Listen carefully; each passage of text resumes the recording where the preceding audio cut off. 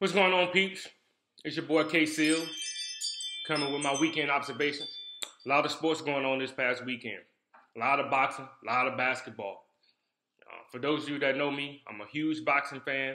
I wouldn't call myself a boxing purist, but I'm a huge fan. I watch all the events, whether it's streaming or I pay for it.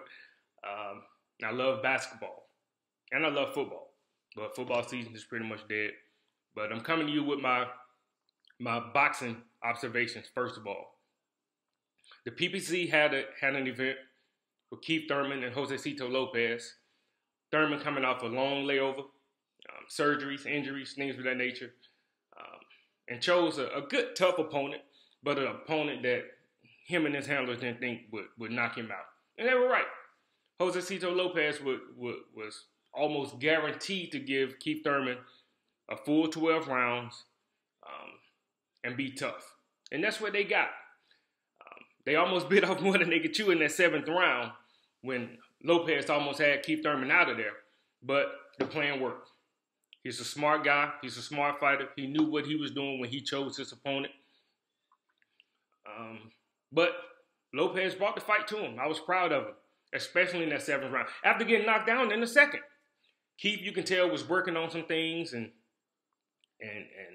you know, making different adjustments as the fight went on. You know, he's always on his bike. That's just how he do things. But he's not like a Arislandi Lara fighter where he just on his bike for no reason sometimes.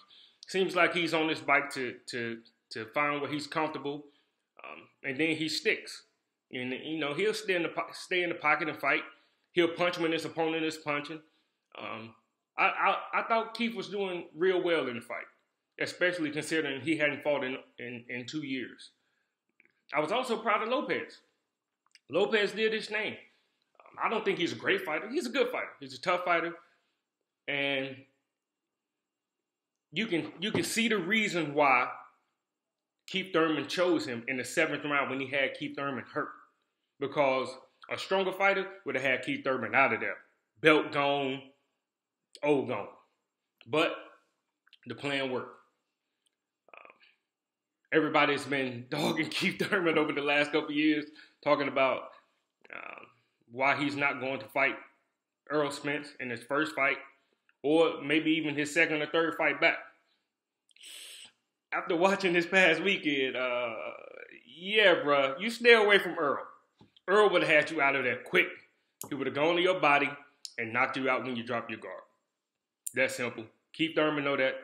His camp know that. But either way, it was a good first fight back after 2 years. But stay away from Spence. You don't want those problems right now, man. Unless you just need the money, stay away from Spence. Now let's go to the DAZN fight. The main event was Jaime Munguia against Takeshi Inoue. I'm sorry. Takeshi. That was his first name. I got that right. From Japan. And that has to be my CTE battle of 2019 so far. That was a really good fight. Guys were throwing punches. And Munguia is a huge 154-pounder. Huge. And this Japanese guy, Takeshi, I don't know if he's a bodybuilder during the off time, but this dude was tough because Munguia landed some vicious body punches. And this dude just kept coming. I was proud of his effort. Munguia needs to develop more head movement.